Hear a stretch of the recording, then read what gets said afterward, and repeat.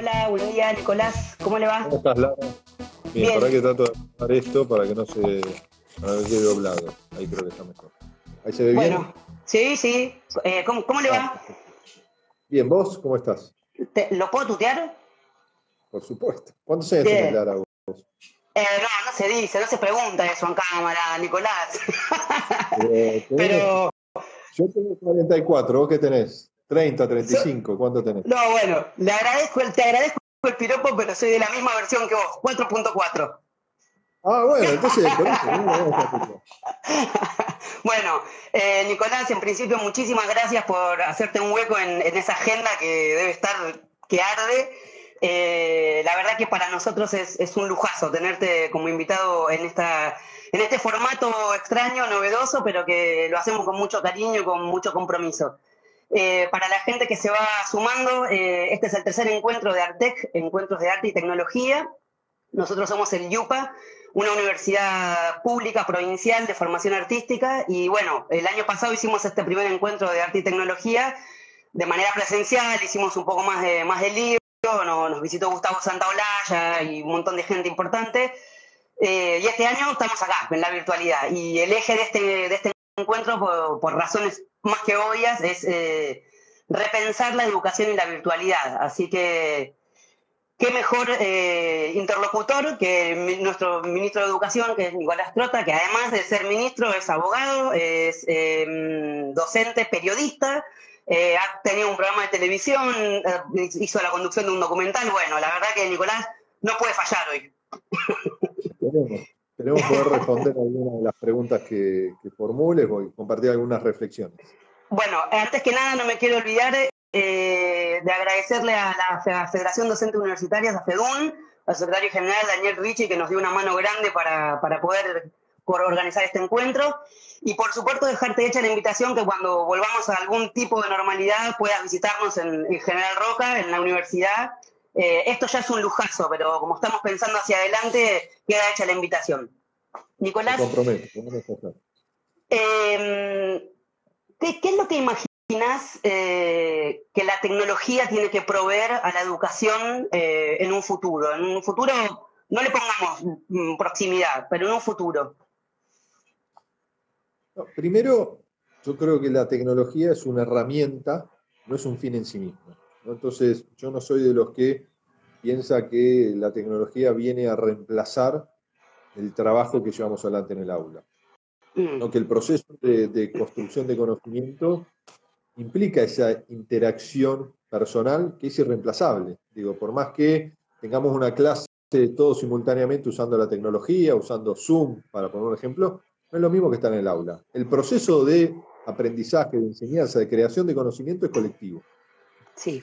Primero porque en el aula, en el trabajo en el aula, se logra empezar a dejar atrás la desigualdad, ¿no? Ese debe ser el objetivo que tenemos, porque hay un abordaje colectivo, hay un proceso de creación de conocimiento que enseña el docente, enseñan los estudiantes, aprendemos en el diálogo entre los pares, digo, y eso es muy difícil llevarlo a cabo a partir de la tecnología, porque la tecnología, en el momento inclusive que estamos transitando hoy, reafirma, ¿no?, la desigualdad, ¿no? Porque hoy cuando llevamos el proceso de aprendizaje a nuestros hogares, está muy condicionado por la realidad sociofamiliar, ¿no? La realidad socioeconómica, la realidad de acceso a la tecnología, y en el caso de la asistencia de educación obligatoria, donde estamos hablando de niños, niñas y adolescentes, está muy condicionado por el perfil, ¿no?, la trayectoria educativa de los adultos del hogar, ¿no?, que tienen que intermediar en esta realidad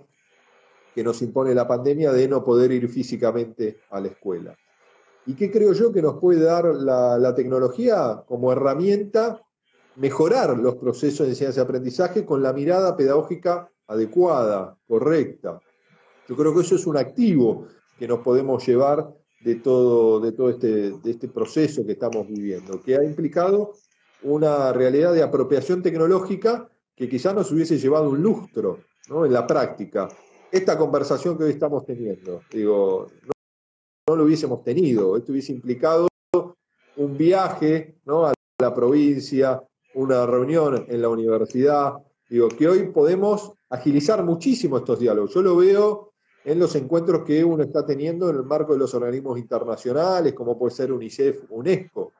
Encuentros muy dinámicos, muy constantes, que en otro momento hubiese llevado un mes y medio de planificación, viajes a algún lugar en particular, y hoy esto se ha dinamizado. Ahora, creo que nos deja algunas acciones, algunas agendas muy positivas, pero también que esta pandemia ha logrado la toma de conciencia colectiva de la profunda desigualdad que tiene la Argentina, y esa desigualdad, por supuesto, también está en el campo del acceso a la tecnología.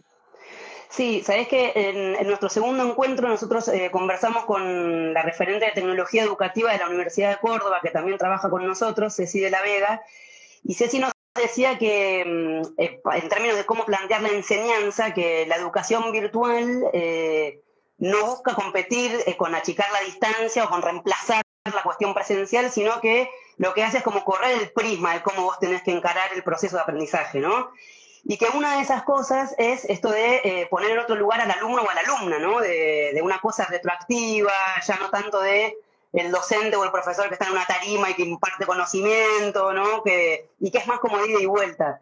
Y yo creo que en ese sentido, digamos, dejando de lado esto de la desigualdad que estás mencionando, que es absolutamente inobjetable y estamos de acuerdo, hay algo interesante ahí para reformular, ¿no? Digamos, y que la tecnología puede agilizar en algunas cosas y en otras cosas hay que hacerse cargo que no reemplaza, ¿no? Digamos, sino que tiene que retroalimentar, pero es muy saludable esa reflexión porque me parece que la pandemia lo que hizo quizás fue apresurar algo que ya estaba más o menos encaminado, ¿no? Porque ya hubo planes de educación que proponían la tecnología como herramientas.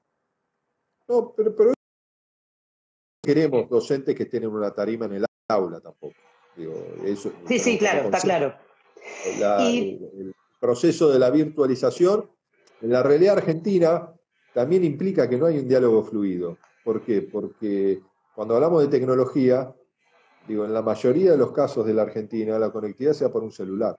Sí. Se da por un celular donde no está la gratuidad del uso de los datos para la transmisión de datos educativos. Y eso condiciona al docente, ¿no? Eso condiciona al estudiante, eso condiciona que la mayoría de los hogares no tienen una computadora, ¿no? Entonces no es lo mismo aprender con una computadora que aprender desde un celular. No es lo mismo si no hay una formación docente profunda, y muchos docentes con enorme compromiso lo están haciendo, aprendiendo sobre la marcha. No es lo mismo enviar un PDF, ¿no?, a un celular que a una computadora, más allá que no es la herramienta, ¿no? Pero en un celular yo digo porque hablo con maestras, hablo con familias, con hogares en vulnerabilidad social, con sectores trabajadores, que vos escuchás a la mamá decir, porque generalmente son las mamás, porque las tareas de acompañamiento pedagógico en el marco de la pandemia replican las tareas de cuidado en esta sociedad que vivimos y hay que modificar. Digo, el 80% del acompañamiento pedagógico las hacen las mamás en las casas, no los papás, ¿no? Y las mamás te cuentan.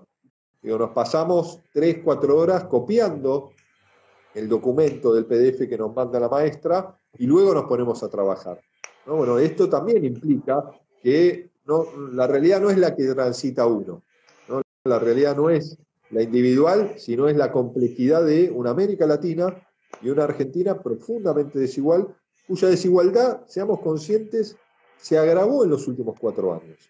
Digo, se interrumpieron programas centrales vinculados a lo que era los procesos de inversión educativa y de inversión tecnológica en relación a la educación. Distinta sería la situación. No quiere decir que no tendríamos desafíos muy complejos como los que tenemos hoy, pero si Macri hubiese sostenido el proceso de distribución de computadoras de la gestión de Cristina Kirchner, el Conectar Igualdad, hubiese implicado, ¿no?, que tendría que haber distribuido 4 millones de computadoras más de las 800.000 que distribuyó. Y esas computadoras estarían en un pendrive a cada uno con un montón de material pedagógico, ¿no? Y esas computadoras son en una Argentina que, acordémonos, que se endeudó en 200.000 millones de dólares. Digo, no es una Argentina que no se endeudó, es una Argentina que se derrumbó, y cuando se derrumba el país, eso afecta, por supuesto, la realidad de nuestra escuela, ¿no? Y al mismo tiempo se derrumbó la inversión educativa, ¿no? Y eso es la realidad que dejó la gestión de Cambiemos de Macri en los últimos 4 años. Sí, y que eso es que la pandemia es una condición extraordinaria, mundial, pero no hay que perder de vista a Argentina, ¿no? El pasado más próximo que dejaron para enfrentar la pandemia. Sí quería mencionar una cosa que me corre un poquito del tema, que hoy son 5 años del primer Ni Una Menos, hablando de las mamás que Por acompañan supuesto. el porcentaje. Digo, hay un informe que más tarde lo vamos a hablar con Laura Marés, que es la segunda parte del Perdóname, vivo. Lara, pero no te perdí en los últimos 15 segundos. O sea, te escuchaste, dijiste los 5 años de Ni Una Menos y ahí te dejé de escuchar. Y a ver ahora, ¿me escuchás? Ahora sí, ahora sí, ahora sí. Vamos todavía. No, que pensaba en esto que hablabas de las computadoras y de la tecnología y del faltante, porque algo que le vamos a preguntar a Laura Marés ahora en la segunda mitad de la charla, que hay un estudio del CINCA, ¿viste? El Sistema de Información Cultural Argentina, que dice que el 96% de nuestros jóvenes tiene acceso a un celular y a Internet. Lo que no tienen es acceso a dispositivos, a computadoras. Entonces, ahí hay un índice muy interesante para pensar el futuro con la tecnología y esto, como bien marcas vos, que pensarlo como una herramienta, no como algo para reemplazar, ¿no? Y es la gratuidad de la navegabilidad, ¿no? Porque hay celulares. Exactamente. Sí, Digo, sí, la sí, sí. penetración de los celulares es alta, digo, pero como pasa siempre en las estadísticas, ¿no? Esto que decía Humberto Eco, ¿no? Si vos comés 2 pollos y yo como un pollo, los dos comimos según las estadísticas un pollo. En realidad yo no Claro. comí ninguno y vos comiste dos. Bueno, Sí, cuando sí, vemos sí. las estadísticas, en algunos aspectos son positivas. Ahora, cuando nos adentramos, vemos la profunda desigualdad que hay en el país y es ahí donde tenemos que asumir la realidad para modificarla. Yo Sí, celebro la toma de conciencia social de la visibilización de la desigualdad, que para sí, nosotros no es nueva. Digo, por lo menos nosotros el primer día que asumimos, planteamos que nuestro principal objetivo como gestión educativa es que la escuela, nuestro sistema educativo, vuelva a ser la principal, no la única, pero sí la principal herramienta para romper la desigualdad. Y en términos tecnológicos es el teléfono y nosotros tenemos y estamos trabajando en eso, y te va a contar Laura, a partir del desarrollo de una plataforma educativa, que por ejemplo tengamos mensajería educativa, ¿no? Que no consuma datos, porque hoy WhatsApp consume datos. Que nosotros tengamos un sistema de videollamados gratuita, que después la gente use el que quiera, sí, pero cuando sí, se comunica con su docente, este que va a tener va a ser gratis, no le va a consumir datos, ¿no? El que quiere usar Zoom, use Zoom. Que el Zoom sea gratuito en la navegabilidad es imposible. Sí podemos tener un sistema en servidores de ARSAT, que es lo que estamos trabajando, de mensajería, de videollamada, de herramientas para las aulas, repositorios que se puedan descargar videos, documentos, audios, clases, sin consumir datos. Y eso democratiza, no resuelve la desigualdad, pero democratiza, porque también seamos conscientes que la mejor política educativa hoy no está en el Ministerio de Educación. La mejor política educativa hoy es lograr la recuperación social y económica de nuestro país. Apenas superemos la pandemia. Yo doy otro ejemplo. El Ministerio de Trabajo no genera trabajo, lo genera el modelo. El Ministerio de Educación tiene que desplegar todas las políticas educativas para abordar la desigualdad en el aula. Ahora, hoy lo que más necesitamos nosotros como sociedad es reconstruir, romper lo que ha sido la profunda desigualdad y sanar a nuestra sociedad dañada por la exclusión, por la pobreza, que venimos transitando de hace tiempo y que la pandemia nos golpea no solo a nosotros, sino al mundo con mucha crueldad, ¿no? Porque los indicadores sociales, por más que nosotros estamos haciendo un enorme esfuerzo como sociedad para contenerlos, se van a agravar. Lo que nos define es qué vamos a hacer para enfrentarlos. sí, la verdad que sí, y creo que ahí está el desafío, digamos, cuando estás en tu pequeño universo que es el aula, es donde tenemos que estar permeables para eso también, ¿no? Digamos, y que la coyuntura de una dificultad de conectividad o esto no nos haga olvidar ese objetivo primario que es la contención también, ¿no? Esto que mencionabas vos. Ahora, teniendo en cuenta todos estos conceptos que desarrollaste, pensando en la formación artística, ¿cuál es tu visión, digamos, ¿no? Porque nosotros una de las dificultades con las que nos enfrentamos es esta, que en mi caso es el audiovisual. Bueno, ¿cómo trasladás el aprendizaje en un set de filmación a la virtualidad, ¿no? Hay que repensarlo, porque en términos de las políticas, por ejemplo, del audiovisual, sí hay un trabajo ahí de modificar algunas leyes, esto que decís vos, de que quizás no está en el Ministerio de Educación la clave, sino que está en el modelo. Bueno, en el audiovisual eso lo sabemos. De hecho, déjame mencionar que muchos de los contenidos que se están usando en Seguir Educando son producidos por no por la gestión anterior, sino más viejos, ¿no? Digamos, porque había una coyuntura ahí. Entonces, todos diría Lara, todos diría Lara. Bueno, vos lo podés decir porque sos el ministro. No, pero digo, si no podemos producir 21 horas de contenido en Seguimos Educando por día, es por el patrimonio, ahí se me cortó, no sé si vos me escuchabas, por el patrimonio que nosotros hemos logrado sostener, y por lo que fue Encuentro y Paca Paca, ¿no? Entonces ahí sí tenemos una enorme responsabilidad. No sé si, yo te perdí, Lara, no sé si vos me... Sí, yo te escuché y perfecto. Perfecto. Bueno, porque ahí, y nosotros, te doy un ejemplo, nosotros que estamos trabajando ahora, que es el modelo que nosotros creemos donde el rol del Estado en estos aspectos es central. Nosotros lanzamos una biblioteca digital con el compromiso de más de 30 editoriales y de los autores, ¿no? Porque los autores han cedido también los derechos y tenemos una enorme cantidad de libros que se pueden bajar gratuitamente y leer. Y también anunciamos, y estamos trabajando en eso, en poder llevar adelante en las próximas semanas el inicio de un proceso de licitación para la adquisición de libros para el Plan Nacional de Lecturas, ¿no? Donde van a participar editoriales privadas, cooperativas, universitarias, y ahí la capacidad de compra del Estado en sus políticas públicas tiene que apalancar al sector privado en ese sentido, al sector cooperativo. Lo mismo que yo hablaba con Jessica Tritten, ¿no? Que lleva adelante la conducción en nuestros canales, del canal Encuentro y Paca Paca, que vamos a lanzar en las próximas semanas también licitaciones para la producción de contenidos, ¿no? Contenidos en el término educativo, porque eso tiene que ser, eso es un patrimonio, ¿no? No solo para Argentina, sino para también ayudar a muchos países latinoamericanos. Y tenemos que tener esa capacidad de, ahí en el arte, como pasa con las ciencias, digo, son áreas que tienen que tener presencia en nuestra escuela, sí, de estos mundos, que muchas veces no son abordados, ¿no? Y eso también tiene una enorme centralidad, y Argentina históricamente ha tenido una tradición, ¿no? Ha tenido una tradición desde comienzos, desde el fin del siglo XIX, comienzo del siglo XX, en lo que ha sido la década del oro del cine argentino, no solo en la producción de contenidos, o lo que ha sido el rock, ¿no? En la década del 80 y los 90, no solo en lo que ha sido la producción cultural, ¿no? De contenidos, de bienes culturales para Argentina, sino el rol que hemos tenido en despertar las conciencias en nuestra América Latina. Y eso es un espacio que tenemos que ocupar positivamente para poder traccionar en un momento muy complejo de nuestro continente a muchos países, porque seguimos educando, y muchos de los contenidos de Encuentro y Paca Paca, ¿no? De la gestión de Cristina Kirchner, hoy son utilizados no solo por nuestro ministerio, sino también por el Ministerio de Educación de otros países de América Latina, ¿no? Y yo siempre doy un ejemplo, lo hablo mucho con Tristán Bauer, ¿no? El efecto, lo que ha sido Samba.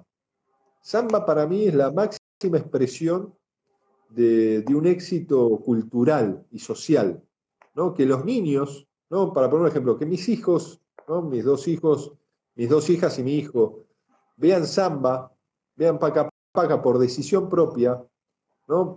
Pidan a Belgrano, a Juan Arzurduy, ¿no? A San Martín en sus tortas de cumpleaños, es el éxito cultural, ¿no? Que yo no tengo nada en contra de la propuesta que tienen otros canales. Bienvenido sea esa diversidad.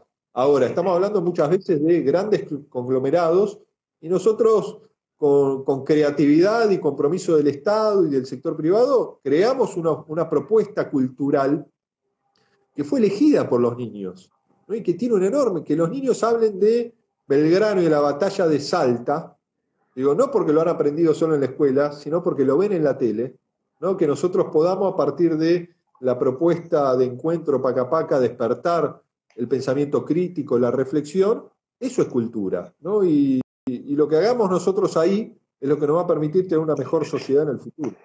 Sí, y en ese sentido, hablando hoy justo en el natalicio de Manuel Belgrano, me parece que es muy importante tener la oportunidad, digamos, tener un reservorio de contenidos, tener una tecnología.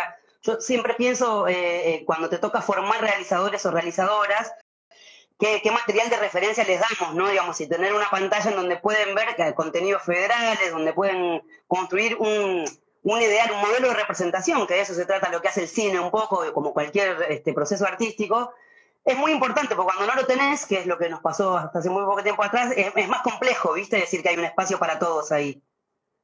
No, Entonces, sí, en un momento donde la globalización, más allá de lo que puede ser el impacto de la pandemia, con el uso de la tecnología, genera un cisma, genera una crisis. claro, Digo, sí, porque sí, si uno observa lo que es el proceso de penetración cultural, lo digo como dato objetivo, no como sí, sí, crítica, sí, ¿no? sí, Muchas veces los mercados más importantes terminan penetrando los restantes mercados, ¿no? Y es ahí donde, y uno lo observa muchas veces, no siempre se impone lo mejor, más allá que eso es subjetivo, ¿no? Pero se impone lo que mayor capacidad de comunicación y de replicación tiene, ¿no? Y eso lo ve uno muchas veces en sus consumos culturales, ¿no? Y ahí sí. tiene que haber un Estado con un sector privado, con un sector trabajador, que marque el desarrollo que debemos tener en nuestro país para también que en toda la producción audiovisual, también se vea reflejado nuestros valores colectivos, nuestra historia,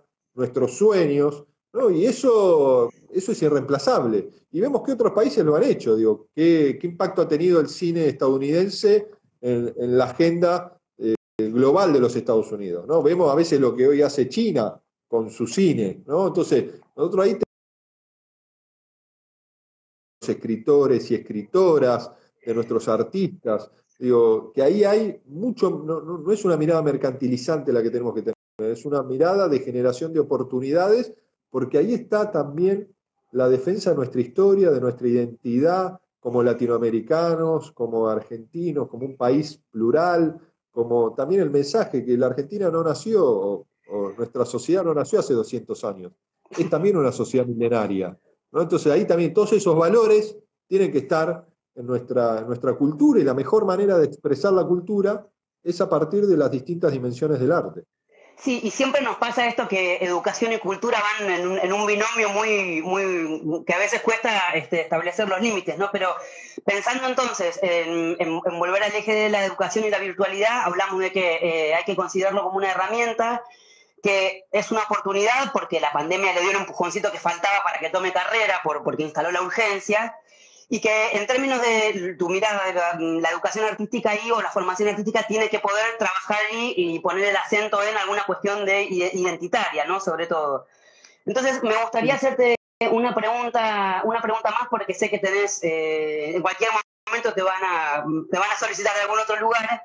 En términos de, digo, nosotros somos una universidad provincial y entendemos que ahí cumplimos un rol dentro de la federalización de la educación distinto quizás que una universidad nacional. Desde tu mirada, ¿qué lugar ocupan o qué objetivos podemos ponernos en el corto plazo? Porque siempre somos como medio parias, ¿viste? Estamos muy bien en sintonía con algunos paradigmas y con otros no, porque somos muy poquitos en el país. Entonces, nada, una reflexión al respecto de eso y después cerrar con lo que quieras esta conversación. Primero una sola cuestión adicional. Digo, cuando nosotros llegamos a la gestión, las modalidades no estaban representadas, ¿no? En el organigrama. Nosotros tenemos la modalidad artística que se ha transformado, por supuesto, en una coordinación de lo que es esa modalidad, como el resto de las 8 modalidades que tiene la Ley Nacional de Educación, ¿no? La Ley de Educación Nacional. Entonces eso como un paso, ¿no? Y nosotros veníamos trabajando en distintos, como lanzamos el Programa Nacional de Lecturas, ¿no? Tenemos el Plan Nacional de Artes, el Plan Nacional de Ciencias, que no llegamos a presentar por la pandemia, ¿no? Pero van a ser 2 de los ejes posteriores, como el de conectividad, ¿no? Eran esos 4 planes federales, mirada federal, desde la educación inicial hasta la educación superior, ¿no? Y eso para nosotros es una clave que también quería manifestarles. Y luego las universidades provinciales, digo que tienen mucho impacto positivo en cada una de esas comunidades, y muchas tienen una marcada presencia, por supuesto, en el Consejo Interuniversitario Nacional. Yo creo que es el ámbito, digo, más allá de la pertenencia jurisdiccional que Sí, tienen sí, muchas de ellas, y el propio acceso al financiamiento en las provincias.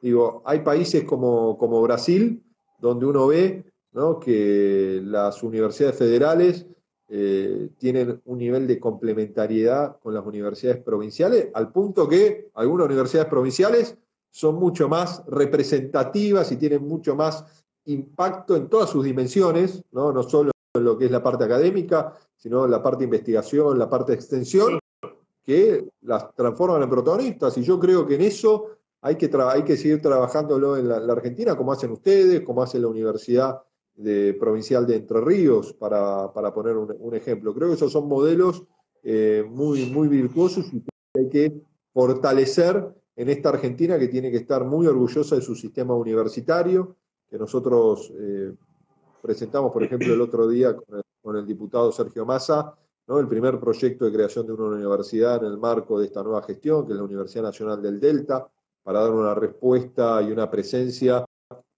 en lo que es la zona norte del conurbano, donde es Tigre, San Fernando y Escobar, ¿no?, con un perfil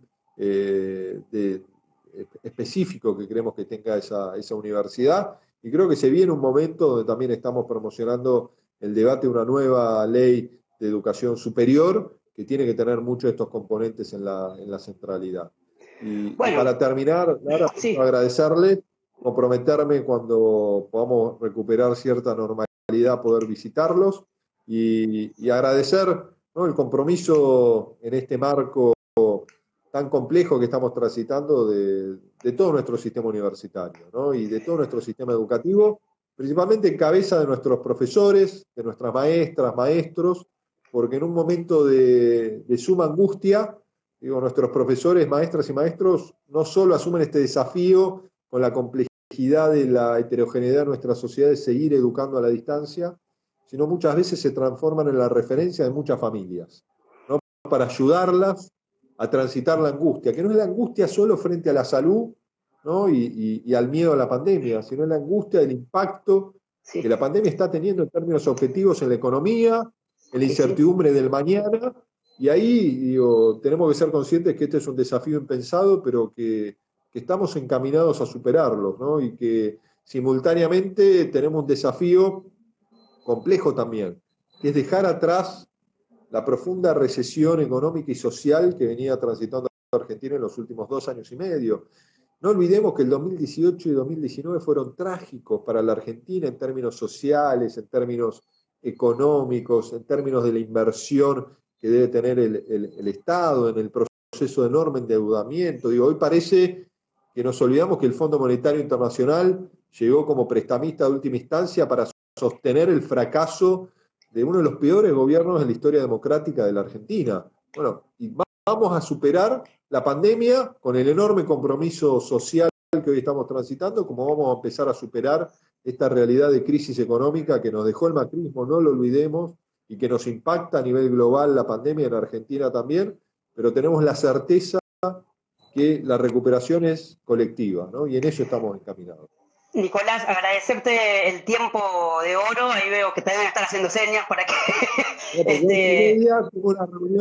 Tengo una reunión con el Consejo Interuniversitario Nacional, los sindicatos docentes nacionales, especialistas por la planificación de los protocolos para la vuelta a las aulas cuando la salud lo permita. Bueno, justo eso te iba a decir, pero primero que nada agradecerte, decirte que los comentarios que voy leyendo por ahí, hay gente de todo el país, que la verdad que teniendo en cuenta un pasado reciente es fundamental también tener a alguien que se siente, que converse con una universidad provincial de la Patagonia. Hay que decirlo, hay que agradecer el esfuerzo. Y justo sobre eso te iba a decir, estaba dudando si preguntártelo o no, pero te imaginarás que todo el mundo pregunta por el regreso a las clases. Te vemos respondiéndolo permanentemente en medios, en conferencias de prensa, pero lo dijiste vos solito, por eso me animo a preguntártelo si querés responder algo sobre eso para terminar. Tenemos una certeza, que es priorizar el cuidado de la salud, ¿no? Y eso es lo que nos ordena. No nos queremos apurar en ninguna decisión. Estamos en el otoño rumbo al invierno. Digo, y ahí también tenemos que poner el foco. Yo, por las experiencias internacionales y porque nuestros estudiantes en el sistema universitario son adultos, digo, es la instancia de educación quizás más preparada para la virtualización o la educación a distancia, ¿no? Y eso también es un componente que tenemos que tener presente. Digo, de no apurarnos, de que afortunadamente a la mayoría de nuestros estudiantes, por lo que es el impacto del COVID-19, quizás no los afecta a ellos, salvo que tengan una patología previa, pero sí puede afectar a nuestros docentes y también tenemos que cuidar a la sociedad, porque el nivel de contagio es explosivo, ¿no? Y cuando dudamos que esto no es serio, veamos lo que está pasando en Brasil, ¿no? Nos tenemos que cuidar. Y nuestra responsabilidad, obviamente, es cuidar a la sociedad argentina y eso estamos haciendo. No ha sido fácil para nosotros suspender un día la concurrencia a las aulas, pero no nos arrepentimos porque creemos que fue la decisión correcta, ¿no? Y queremos volver, sí, mañana me gustaría volver, pero vamos a volver apenas la ciencia, ¿no? Y el transitar de la pandemia nos lo permita y sabemos que la vuelta no va a ser igual que marzo. Digo, vamos a tener que sostener el distanciamiento social, medidas preventivas hasta que haya una vacuna contra el COVID-19 y, por supuesto, estamos trabajando en esos protocolos. Nicolás, celebrar la posibilidad de repensar un futuro, la educación, la virtualidad, haberte tenido presente en este año y en este contexto es un lujo. La verdad que muchísimas gracias. La próxima esperemos que nos veamos en Roca, en el Alto Valle de Río Negro. Tenés un equipo de prensa maravilloso, las chicas son un amor y son pacientes y te cuidan mucho, así que también agradecerles a ellas que decirlo públicamente. Están celebrando, levantan los brazos diciendo. Así que, bueno, muchas Nico, gracias. Muchas gracias. Lara. Un beso a toda la comunidad educativa, estudiantes, docentes, personal no docente, digo, y a sostener este esfuerzo que es lo que nos permite superar este desafío que creo que ninguno de nosotros imaginó cuando brindábamos la pandemia, pero bueno. No tanto. Bueno, vamos a superarlo. Muchísimas gracias para los que están conectados ahí. Ya nos conectamos con Laura Marés, así que no se pierdan que vamos a hablar también sobre educación y virtualidad con ella. Nicolás, muchísimas gracias. Bueno, que te sea leve la reunión del CIM. Gracias.